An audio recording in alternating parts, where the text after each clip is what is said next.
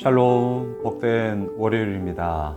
오늘은 누가복음 20장 9절로 18절의 말씀, 우리의 것으로 만들자, 우리의 것으로 만들자, 이 제목으로 하나님 말씀 증거하겠습니다. 오늘 3월 마지막 날입니다. 이제 내일 4월의 새로운 시작이 이루어지는데요.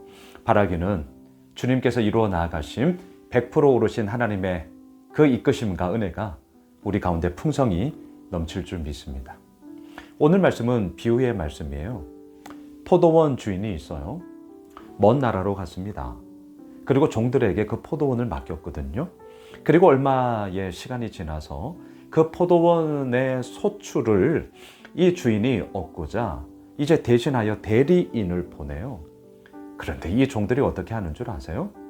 그 주인이 보낸 대리인 그리고 그 소출의 얼마를 가지고 가겠다 이렇게 얘기했더니 어떻게 하느냐? 오늘 본문 10절을 보세요. 때가 이름에 포도원 소출 얼마를 바치게 하려고 한 종을 농부들에게 보내니 농부들이 종을 몹시 때리고 거저 보내었거늘. 어떻게 이럴 수 있죠? 이 종들은요, 엄연히 주인이 부탁한 것을 자기들이 농사 지은 것이고요. 그 소출의 얼마를 주인은 당연히 요구할 권리가 있죠. 말 그대로 주인이니까요. 이들은 엄연히 말하면 오늘날로 비교한다면 소작농이잖아요.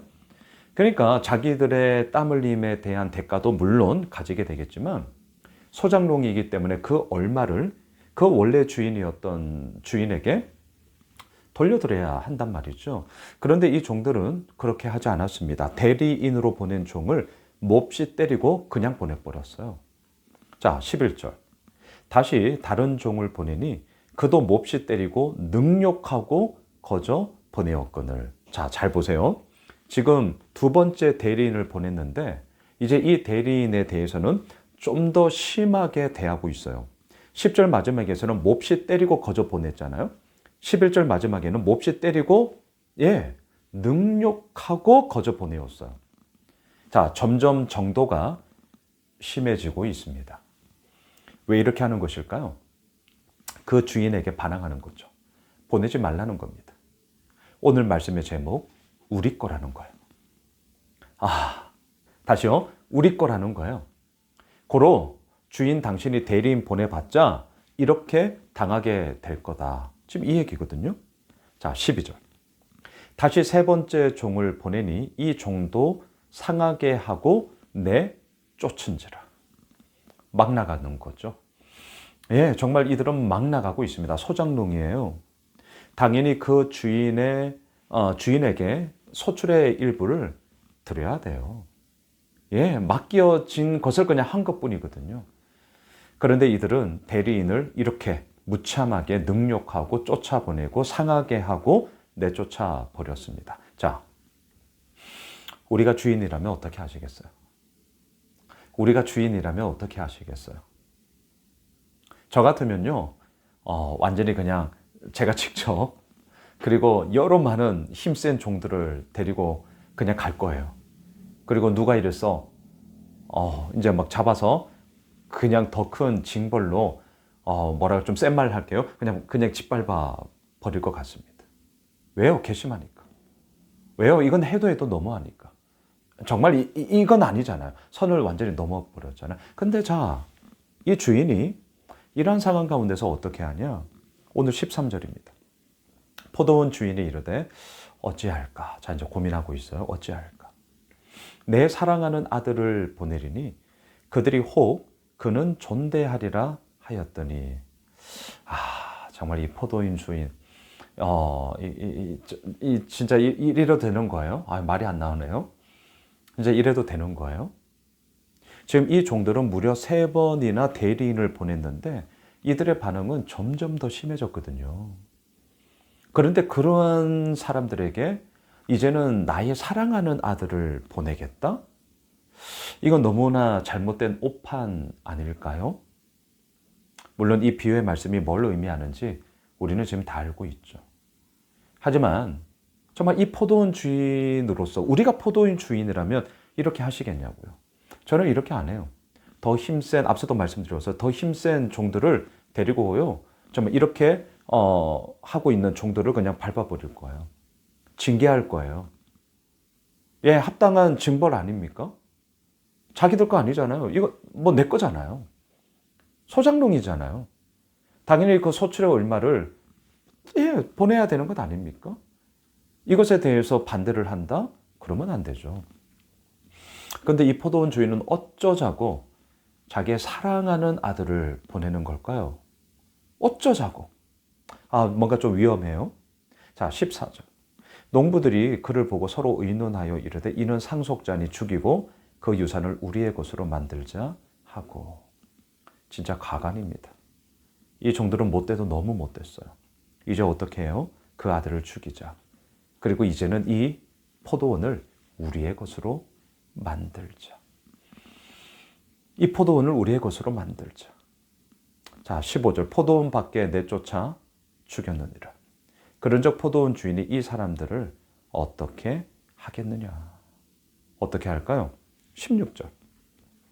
와서 그 농부들을 진멸하고 포도원을 다른 사람들에게 주리라 하시니 사람들이 듣고 이르되 그렇게 되지 말아지이다 하거늘. 그렇습니다. 자, 이 포도원 주인, 사랑하는 아들까지 잃어버렸어요. 그리고 나서는 이제는 그 포도원의 그 악한 종들을 진멸합니다. 자, 우리는 이 구도가 어떠한 것인지 이미 알고 있습니다. 하나님은 선지자들을 통하여, 하나님의 사람들을 통하여 당신의 메시지를 전하시고 있습니다.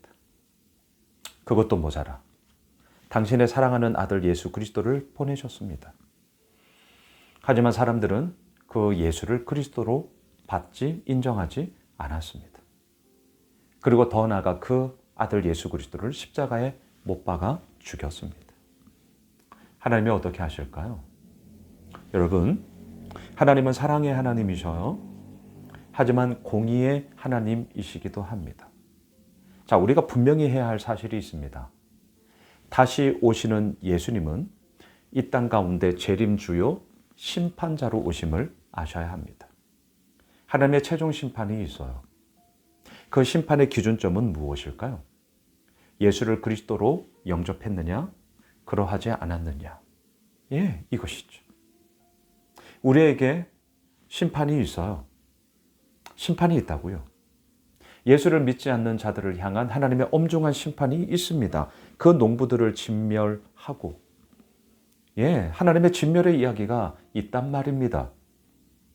하지만 그 진멸을 피할 수 있는 길은 무엇입니까? 우리의 것으로 만들자라는 것이 아니라 원주인이신 그 하나님께로 우리가 전적으로 내어 맡기며 그 믿음의 길을 걸어가는 것이죠. 어제 주일 설교 기억나시죠? 두려움에서 경외함으로. 하나님은 비교급의 대상이 아니에요. 애굽 왕보다 더 하나님을 두려워했기 때문이 아니에요. 성경 제대로 봅시다. 하나님을 두려워했다. 그래서 애굽 왕의 명령을 어겼다. 비교급으로 두지 않았습니다. 최상급으로 둔 거예요. 또한 무엇입니까? 내가 그 두려움의 문제를 상대하지 않았어요. 하나님께 맡김으로 하나님께서 그 문제 가운데 개입하도록 했습니다. 여러분, 우리에게 이것이 필요합니다. 우리의 것으로 만들자고요? 아니요.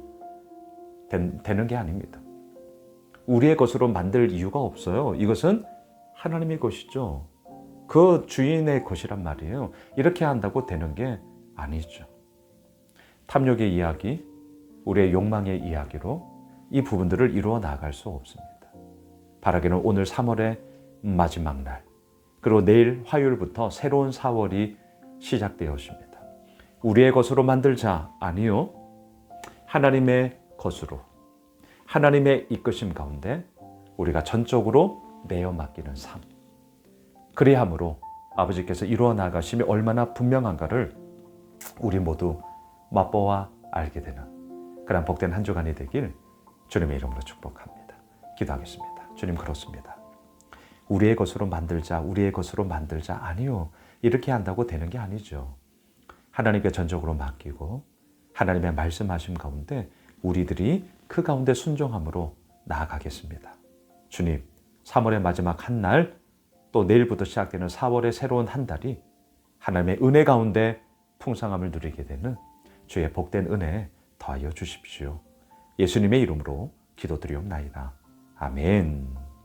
오늘 말씀 붙잡고 우리 가지고 있는 기도 제목 가지고요. 계속해서 기도하겠습니다.